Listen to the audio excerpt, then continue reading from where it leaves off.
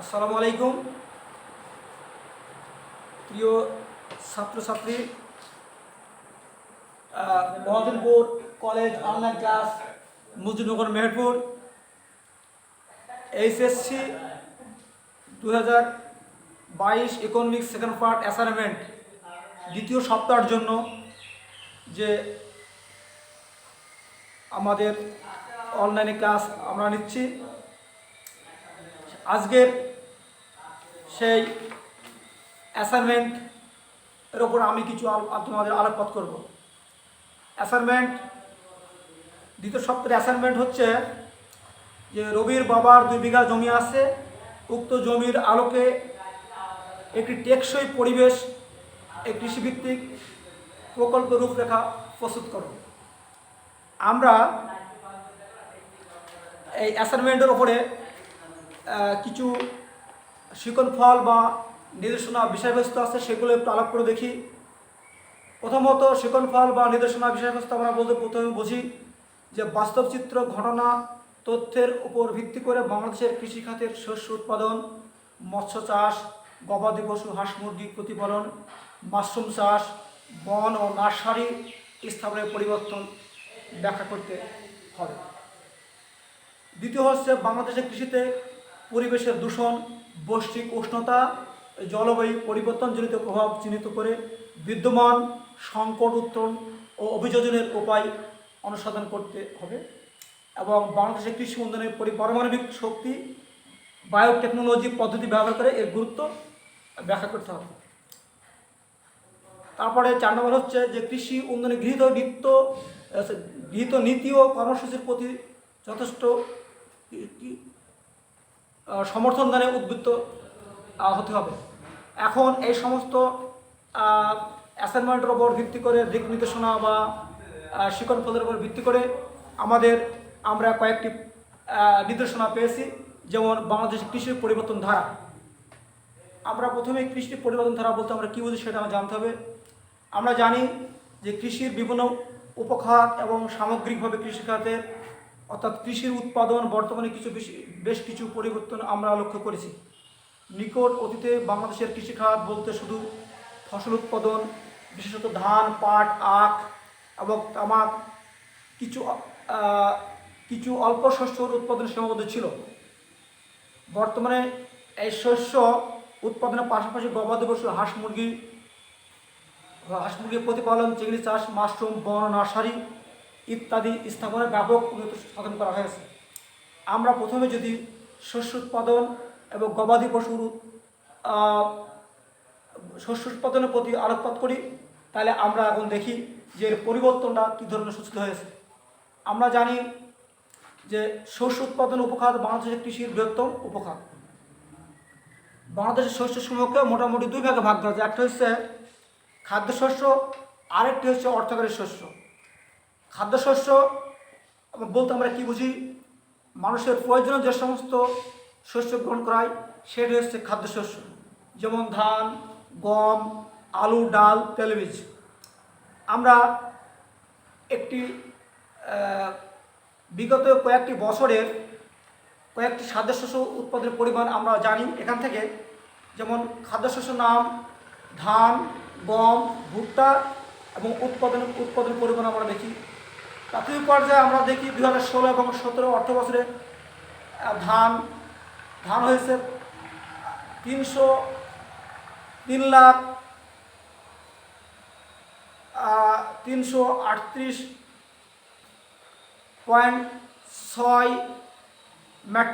লক্ষ metric ton. গম হয়েছে 13 লক্ষ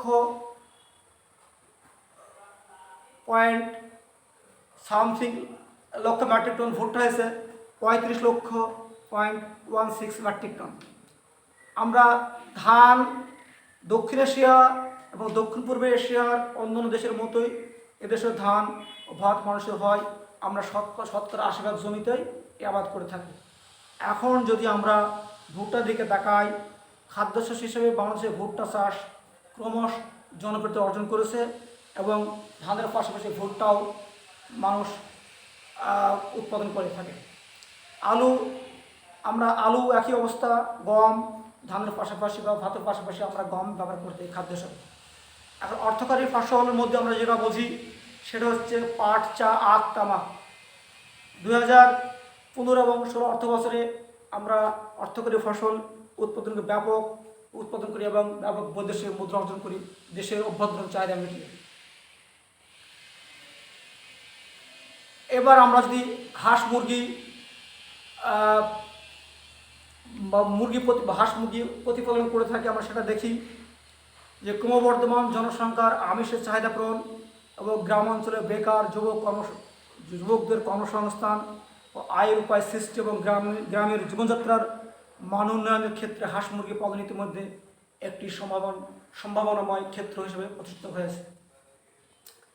আমরা হাঁস মুরগি থেকে যেমন সরকার আধুনিক মানুষের ব্যাপক চাহিদা পূরণে পোলট্রি সেক্টর তথা হাঁস মুরগির লালন পালন মানুষের মধ্যে প্রচণ্ড আগ্রহ সৃষ্টি হয়েছে। সরকার উন্নত জাতের হাঁস মুরগি পালনে সহযোগিতা উৎসাহ প্রদান করেছে। নিম্নে আমরা বিগত কয়েকটি সালে বা 2017 এবং 18 অর্থ বছরে যে দুধ এবং মাংস এবং ডিম কতটুকু উৎপাদন হয়েছে সেটা আমরা দেখি। দুধ হয়েছে 59.9 লাখ মেট্রিক টন 2017-18 অর্থ বছরে। মাংস হয়েছে 56.55 লক্ষ মেট্রিক টন। আর ডিম হয়েছে 9,03,278.72 টি। দুধ, মুরগি, মাংস উৎপাদনের আত্মনির্ভরশীলতা অর্জনের লক্ষ্যে গবাদি পশু, হাঁস মুরগি প্রতিপালনে অনেক আগে থেকে মানুষ চেষ্টা চালিয়েছে। বর্তমান অর্থ বছরে এই চেষ্টা অব্যাহত আছে, আরও দিন দিনে ক্রমবর্ধমানভাবে বৃদ্ধি পাচ্ছে। এবার আমরা আরেকটু বিষয় লক্ষ্য করি, হাঁস মুরগি পালনের পাশাপাশি গরু, মহিষ, ছাগল, ভেড়া ইত্যাদি 2016 এবং অর্থ বছরে আমরা কিভাবে দেখি। যেমন গরু ছিল 239.35 লাখ, মহিষ ছিল 14,78,000, ছাগল ছিল 259,31,000, ভেড়া ছিল 34,01,000। এই ছিল গবাদি পশু, হাঁস মুরগি এবং গবাদি পশু গরু, মহিষ, ছাগল উৎপাদন। এখন আমরা মাছের কথা বলতে পারি। কথা বলে মাছে ভাতে বাঙালি, অর্থাৎ ভাত যেমন আমাদের প্রধান খাদ্য, মাছ সে অন্যতম প্রধান খাদ্য। প্রচুর নদী, খাল, বিল, হাওড়, বাওড়, জলাশয় আমাদের মিঠা ও সুস্বাদু পানির মাছের উৎস। এইভাবে দক্ষিণ বঙ্গোপসাগরের আমাদের সামুদ্রিক নোনা পানির মাছ অপরাধ উৎস। আমরা এবার চিংড়ি চাষের কথা বলি। চিংড়ি চাষ বৈদেশিক মুদ্রা অর্জনের ক্ষেত্রে মৎস্য খাত ব্যাপক সফলতা অর্জন করেছে। বাংলাদেশে হিমায়িত চিংড়ি মৎস্যজাত পণ্য যুক্তরাষ্ট্র, জাপান, ফ্রান্স, সিঙ্গাপুর, সৌদি আরব সহ অন্যান্য দেশে রপ্তানি হয়। আমরা 2015-16 অর্থ বছরে আমরা দেখি 0.755 লাখ মেট্রিক টন চিংড়ি রপ্তানি করে 4,282 কোটি টাকা বৈদেশিক মুদ্রা অর্জন করা হয়েছে। এবং এই চিংড়ির মধ্যে দুটা ভাগ রয়েছে, একটা হচ্ছে বাগদা চিংড়ি আর একটা হচ্ছে গলদা চিংড়ি। নোনা পানিতে বসবাসকারী এই চিংড়ি, বাগদা চিংড়ি যেগুলো আছে সেটা আমরা বুঝি যে নোনা পানিতে বসবাসকারী চিংড়ি খুব দ্রুত বেড়ে ওঠে, যে কোনো আবহাওয়া এরা সহ্য করতে পারে। এরা খুব দ্রুত বাড়ে এবং বংশ বিস্তার করে। ডিম থেকে ফুটে বের হওয়া বাচ্চা চিংড়ি মাত্র 3-4 মাসের মধ্যেই 28 থেকে 30 গ্রাম ওজন হয়ে থাকে। এবার আমরা দেখি গলদা চিংড়ি। নোনা বা মিঠা পানির যে কোনো জলাশয়ে গলদা চিংড়ি প্রতিপালন সম্ভব, দেখতে অত্যন্ত আকর্ষণীয়, সারা বিশ্বে ব্যাপক চাহিদা। বাংলাদেশে গলদা চিংড়ি প্রায় 10টি প্রজাতির আবিষ্কৃত হয়েছে। এছাড়াও চিংড়ি, লাল চিংড়ি এবং হন্যের চিংড়ি, লাল চিংড়ি সহ বেশ কটি চিংড়ি আমরা উৎপাদন করে থাকি। এবার আমরা দেখি মাশরুম চাষ। জনবহুল বাংলাদেশের অধিকাংশ লোক দারিদ্র্য সীমার নিচে বাস করে। সবার জন্য খাদ্য ও পুষ্টির নিশ্চয়তা বিধান করা কঠিন কাজ। এক্ষেত্রে মাশরুম চাষ আমাদের খাদ্য স্বল্পতা ও অপুষ্টিকে প্রতিহত করতে সাহায্য করে। আমাদের দেশে আবহাওয়া মাশরুম চাষের জন্য খুব উপকারী। আমাদের এই চাষ করার জন্য খুব একটা জমির প্রয়োজন নেই। এটা বসত বাড়ির ভিতরে বা ছাদের ওপরে চাষ করা যায় এবং 7 থেকে 10 দিনের মধ্যে ফলন দেওয়া সম্ভব। এখন আমাদের দেশে যে মাশরুমের যে উপাদানগুলো হচ্ছে, মাশরুমের মধ্যে কী কী আছে সেগুলো বেশি আমরা আলাপ করি। মাশরুমের মধ্যে আমিষ হচ্ছে 30%, ভিটামিন ও মিনারেল ও আঁশ হচ্ছে 60%, চর্বি 5% এবং শর্করা 5%। অত্যন্ত অপুষ্টিকর মাশরুম বিভিন্ন রোগের জন্য কার্যকর চিহ্নিত হয়েছে। আমরা কয়েকটি মাশরুমের নাম করি, যেমন ওয়েস্টার, ঋষি, মিল্কি, সীতাকে, বাটন, স্ট্র। ওয়েস্টার 15 থেকে 30 ডিগ্রি সেলসিয়াস তাপমাত্রায় প্রায় সারা বছর জন্মানো সম্ভব। ঋষি 25 থেকে 36 ডিগ্রি সেলসিয়াস গ্রীষ্মকাল। মিল্কি 27 থেকে 37 সেলসিয়াস গ্রীষ্মকাল। সীতাকে 15 থেকে 20 ডিগ্রি সেলসিয়াস শীতকাল। বাটন 15 থেকে 22 ডিগ্রি সেলসিয়াস শীতকাল এবং স্ট্র 25 থেকে 37 ডিগ্রি সেলসিয়াস গ্রীষ্মকাল। মাশরুমের গুরুত্ব: উচ্চ রক্তচাপ, ডায়াবেটিস রোগের অত্যন্ত কার্যকর, রক্তের কোলেস্ট্রল এবং হৃদরোগ ঝুঁকি কমায়, ডেঙ্গু জ্বর, অশ্ব, অ্যাজমা রোগ, কোষ্ঠকাঠিন্য, অ্যালার্জি, জন্ডিস রোগের প্রতিষেধক হিসেবে কাজ করে মাশরুম। আমরা এবার বনায়নের প্রতি আমরা লক্ষ্য করি। বাংলাদেশের কৃষিখাতকে যে সমস্ত উপখাতে ভাগ করা যায় তার মধ্যে উল্লেখযোগ্য একটি হচ্ছে বনজ খাত। এই দেশের কৃষি এবং জাতীয় আয়, বন ও নার্সারি ভূমিকা অপরিসীম। গাছপালা, পশু পাখি, কীটপতঙ্গ এবং অন্যান্য জীবের প্রাকৃতিক আবাসস্থল হচ্ছে বনভূমি। প্রাকৃতিক ভারসাম্য বজায় রাখার প্রয়োজনে যে কোনো দেশে মোট আয়তনের 25% বনভূমি থাকা প্রয়োজন। বর্তমানে বাংলাদেশে মোট ভূমি আছে 11%, যা অন্যান্য দেশের তুলনায় অত্যন্ত কম। আমরা এই বনভূমিকে আবার ভাগ করা যায় ক্রান্তীয় চিরহরিত বনভূমি এবং ক্রান্তীয় ফলনশীল বনভূমি। আমরা ক্রান্তীয় চিরহরিত বনভূমি পার্বত্য, চট্টগ্রাম, রাঙামাটি, খাগড়াছড়ি এলাকায় পাওয়া যায় এবং জন্মে। আর ক্রান্তীয় ফলনশীল বাংলাদেশের ময়মনসিংহ, টাঙ্গাইল, গাজীপুর, রংপুর, দিনাজপুর এই সমস্ত জন্মায়।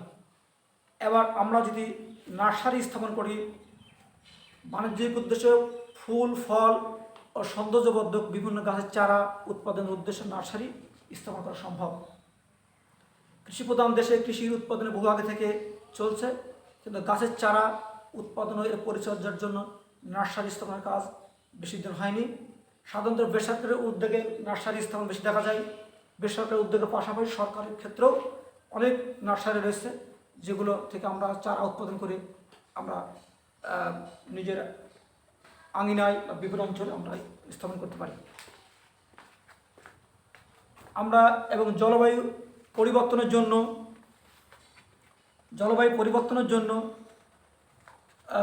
সংগত জলবায়ু পরিবর্তনজনিত সংকটে উত্তরণের অভিযোজনের উপায় অনুসন্ধান আমরা এটি করি। আমরা জানি যে কৃষিপ্রধান দেশ হওয়ার সত্ত্বেও বাংলাদেশের কৃষি ব্যবস্থা অনুন্নত, যার ফলে এদেশের উৎপাদন আশানুরূপ নয়। এর অন্যতম প্রধান কারণ হলো এখানকার কৃষি পরিবেশ দূষণের শিকার। আমরা জানি পৃথিবীর অভ্যন্তরে carbon dioxide, methane, nitric oxide, chlorofluorocarbon ইত্যাদি গ্যাস সমূহ নির্গমন, সঞ্চয়ন এবং ঘন মাত্রা বৃদ্ধির মাধ্যমে ভূপৃষ্ঠ তাপমাত্রা বৃদ্ধি এবং বৈশ্বিক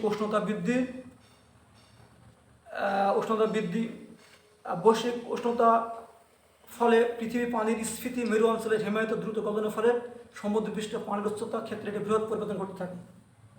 পরিবেশ বিজ্ঞানের মধ্যে বৈশ্বিক উষ্ণতা বৃদ্ধির ফলে সবচেয়ে ক্ষতিগ্রস্ত দেশ হচ্ছে বাংলাদেশ।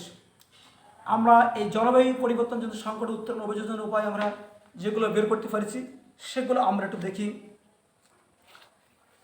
আমরা জানি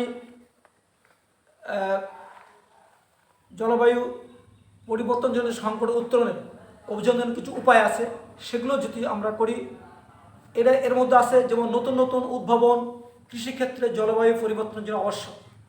এসব উদ্ভাবন হতে পারে সার, বীজ, সম্পর্কিত হতে পারে কলাকৌশল বা প্রযুক্তিগত। প্রয়োজনীয় কৃষি উপকরণ এবং প্রযুক্তিগত উদ্ভাবনের জন্য প্রয়োজনীয় ব্যবস্থা গ্রহণ করতে হবে। ট্রাভিস ল্যাবার্ট অ্যান্ড ড্যানিয়েল সামার পরিবেশ দূষণ এবং জলবায়ু পরিবর্তনের সাথে কৃষিখাতকে খাপ খাওয়ানোর জন্য 6টি নীতি নির্ধারণ করেছে। আমরা সেগুলো 6টা নীতি আমরা দেখি। সেগুলো হচ্ছে সঠিক কৃষিনীতি এবং প্রাতিষ্ঠানিক সহযোগিতা, দারিদ্র্য দূরীকরণ এবং অর্থনৈতিক উন্নয়ন, দরিদ্র মানুষের মধ্যে ব্যবসা বাণিজ্য সম্প্রসারণ, প্রযুক্তি ও কলাকৌশলের সহজলভ্যতা, স্থানীয় পর্যায়ে কৃষির আধুনিকরণ সহায়ক ভূমিকা এবং দ্রব্য উৎপাদনের বাণিজ্যকরণ। জলবায়ু পরিবর্তনের এই 6টি অভিযোজনের উপায় আমরা যদি এগুলো পালন করি তাহলে আমরা এর থেকে আমাদের মুক্তি পাওয়া সম্ভব। এরপর আসছে যে কৃষি খাতে পারমাণবিক শক্তি, জৈব প্রযুক্তি এবং আইসিটি ব্যবহারের সোপান। কৃষিখাতে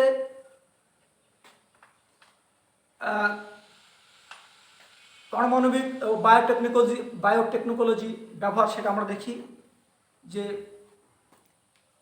কৃষিতে পারমাণবিক প্রযুক্তি ব্যবহার, যেমন FAO, food and agriculture organisation and international atomic energy agency কর্তৃক স্বীকৃত এবং কৃষি খাদ্য সামগ্রীতে তেজস্ক্রিয় আইসোটোপ ব্যবহার করে এগুলো পরিমাণ, গুণ ও রূপের পরিবর্তন ঘটিয়ে প্রযুক্তি ও পারমাণবিক কৃষি প্রযুক্তি, চিকিৎসা, শিল্প, বাণিজ্য, অবকাঠামো ইত্যাদি খাতের মধ্যে কৃষি এবং খাদ্য প্রক্রিয়াজাতকরণ খাতে পারমাণবিক শক্তির ব্যবহার তাৎপর্যপূর্ণ। আমরা যদি কৃষিতে পরমাণু শক্তি ব্যবহার করি তাহলে দেখা যাবে যে পারমাণবিক শক্তি ব্যবহার করে নতুন নতুন জাতের বীজ উৎপাদন সম্ভব। দ্বিতীয়ত, কৃষিকাজে ব্যবহৃত ফসফেট সারের তেজস্ক্রিয়তার ফসফরাস প্রয়োগ করে একটি গাছ মাটিতে কী পরিমাণ ফসফেট গ্রহণ করবে তা নির্ণয় করা সম্ভব। 3 নম্বর হচ্ছে পারমাণবিক শক্তি দ্বারা উন্নয়ন, বিদ্যুৎ সেচ কাজে ব্যবহার হলে কৃষির ফলন বৃদ্ধি সহায়ক। রেডিও আইসোটোপের সাহায্যে উন্নত মানের শস্য বীজ সংগ্রহণ করে, অর্থাৎ এর গুণগত মানের স্থায়িত্ব 1 বছর থেকে বাড়িয়ে 5 বছর করা সম্ভব।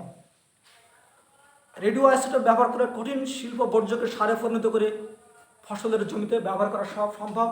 এইগুলো মোটামুটি হচ্ছে পারমাণবিক শক্তি ব্যবহার করে কৃষির উন্নয়ন সাধন করা সম্ভব। তারপর হচ্ছে যে কৃষিতে বায়োটেকনোলজি পদ্ধতির ব্যবহার। আমরা জানি বায়োটেকনোলজি শব্দের অর্থ হচ্ছে জীবনের প্রযুক্তি বা জৈব প্রযুক্তি। এর ব্যবহারে আমরা কী কী কৃষিক্ষেত্রে যে উপকার পাই সেটা একটু আলোচনা করি। আমরা জানি যে বাংলাদেশ সাধারণত হয় এই অবস্থায় বন্যা, খরা, প্লাবন, ঘূর্ণিঝড়, প্রাকৃতিক দুর্যোগ ক্ষতিগ্রস্ত না হয়, এই অবস্থায় আমরা জৈব উৎপাদনে জৈব প্রযুক্তি ব্যবহার অনস্বীকার্য। মাছের পোনার কৃত্রিম প্রজননের প্রক্রিয়া উদ্ভাবিত হয়েছে। বাংলাদেশের ধান গবেষণা ইনস্টিটিউট, বাংলাদেশ কৃষি গবেষণা ইনস্টিটিউট ধান, গম, ডাল, আলু, ফলমূল এবং শাকসবজি রোগ প্রতিরোধকারী উচ্চ ফলনশীল প্রজাতির বীজ উৎপন্ন করা হয়েছে। বায়োটেকনোলজি ব্যবহার করে অতি সম্প্রতি বাংলাদেশ শুরু হয়েছে অণুজীব বিজ্ঞানীরা মানুষের স্বাস্থ্যসেবা, কৃষি শিল্প ও পরিবেশ দূষণ নিয়ন্ত্রণের জন্য কাজ করে তুলে যাচ্ছে। এছাড়া আরও অনেক কিছু আছে আমাদের, যেমন কৃষি ক্ষেত্রে আইসিটি ব্যবহার, আইসিটি ব্যবহার আছে। আইসিটিতে ব্যবহার আমরা জানি যে বন্যা, ঝড়, ভূমিকম্প, জলোচ্ছ্বাস, খরা, অনাবৃষ্টি, অনাকৃত প্রাকৃতিক দুর্যোগ, প্রাকৃতিক ভয়াবহতা সম্পর্কে আগে থেকে আমরা আভাস পেতে পারি। ফসলের বিভিন্ন বৈশিষ্ট্য, কৃষির উপকরণ, নতুন প্রজাতির শস্য উদ্ভাবন, তথ্যের উপত্য সংরক্ষণ, প্রয়োজনীয় উক্ত তথ্য কৃষকদের প্রদান করা যেতে পারে। আমরা কৃষিতে পারমাণবিক শক্তি, জৈব প্রযুক্তি, আইসিটি ব্যবহারের সুফল আমরা পেতে পারি আলোকপাত করলাম। এবং সরকারের এ নিয়ে বিভিন্ন নীতি আছে, সেটাও আমরা দেখব। সরকারের কৃষি প্রযুক্তি, সরকার গৃহীত নীতি এবং কর্মসূচি কৃষি ও এদেশের অর্থনীতির একটি অতি গুরুত্বপূর্ণ খাত। বর্তমানে এদেশের জিডিপির প্রায় 1/5 অর্জিত হয় কৃষি খাত থেকে। তার চেয়ে বড় কথা, কৃষি এদেশের জনমানুষের খাদ্য পুষ্টি নিরাপত্তা প্রদানের প্রধান অন্যতম উৎস। এখন দেশের বিপুল জনসংখ্যা কর্মসংস্থান হয়ে থাকে কৃষিকে অবলম্বন করেই। ফলে ক্রমবর্ধমান জনসংখ্যার জন্য খাদ্য সরবরাহ নিশ্চিত করা হয়। বর্তমানে জনসরকারের আমলে কৃষি যন্ত্রীকরণের করে আরও গতিশীল হয়েছে।